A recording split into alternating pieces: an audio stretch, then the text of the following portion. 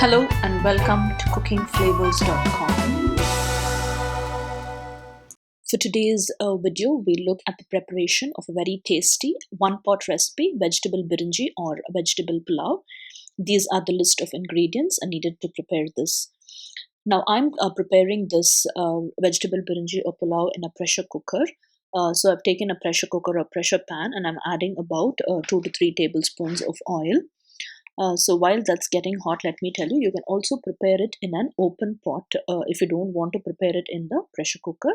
If you prepare it in an open pot, it will be more like a fried rice texture. It will give you that kind of texture, but preparing it in the pressure cooker will give you a little starchy effect. Now, along with the oil, I'm adding in just about a tablespoon of ghee. We'll wait for that to get a little hot. Once that is hot, we look at the spices. I'm having 2 cardamoms, 3 cloves, 2 pieces of cinnamon, star anise, fennel seeds, and 2 bay leaves, just a quarter teaspoon of fennel seeds.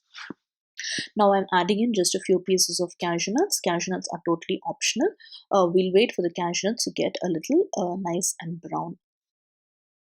Today I have omitted black peppercorns, maize, Marathi mogu because all those, if I add all the spices, it's going to give me more of a masaledar flavor. It will become more like vegetable biryani. So I'm just restricting up to these spices only. Now I'm adding in 2 green chilies, nice big green chilies. I've slit them lengthwise, more than half. This is the only spice, so add that accordingly. Then I'm adding in a few coriander leaves and mint leaves. Adding them directly in the oil gives the dish a very nice taste and flavor. Now I'm adding about 1 medium-sized onion, which I have roughly chopped. Since I'm pressure cooking it, I've roughly chopped it. If you're doing it in the pot, make sure you slice it or you chop it finely. Now we'll wait for the onions to get nice and translucent. I've added a little salt for the quick frying and sauteing of the onions. Now I'm adding in just about 2 tablespoons of crushed ginger and garlic. You can also add finely ground ginger and garlic paste also. We'll saute that well till the ginger and garlic leave out their raw smell. Now I'm adding in just about a quarter teaspoon of turmeric powder. If you can omit turmeric powder. If you want your pulao to be white in color, you can totally omit turmeric powder. So the amount of turmeric powder will determine the color of your vegetable birinji or vegetable pulao. I've given that a good mix. Now I'm adding in just some potatoes, green beans, and carrots. Since I'm adding in a lot of vegetables, I've just added little of each, just 1 carrot, 4 green beans, 1 potato, and so on. Now I'm adding in a few soya chunks which I have soaked in water and drained it completely. A few soya chunks, and goes in a cup of cauliflower and green peas. Just a few florets of cauliflower. Since I'm pressure cooking it, the cauliflower will definitely get mashed up. So if you don't want it, you can you can avoid adding cauliflower. So as I told you, since I'm adding so many vegetables, just few of each will be perfectly fine. Only then you'll be able to relish the rice with all these vegetables. Now I'll fry that a little well. We don't have to cook it completely, just saute that for 2 minutes.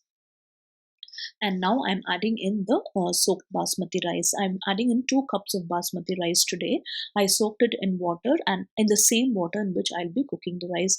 Now there are 2 options. You can directly add the rice with the water inside it, or you can allow the water to come to a nice boil and then add the rice. But I prefer sauteing the rice a little so that it gels well with all the vegetables, combines well with the oil, the ghee, and the other vegetables. Now after sauteing for about 2 minutes, I'm adding in the required amount of salt, just little bit. We'll taste later and then we'll add if needed. Now I'm adding in 3 cups of water. For every 1 cup of rice, it is 1.5 cups of water. That is basmati rice. So for 2 cups of rice, I'm adding in 3 cups of water.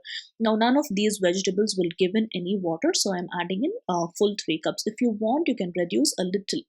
Maybe you can add 2 3/4 of water, but none of these vegetables will give any water, so I'm adding in 3 cups of water. Now we'll give that a good mix and stir. Be very gentle because the rice has been soaking in water. There are chances that it will easily break. So be very gentle while mixing the rice.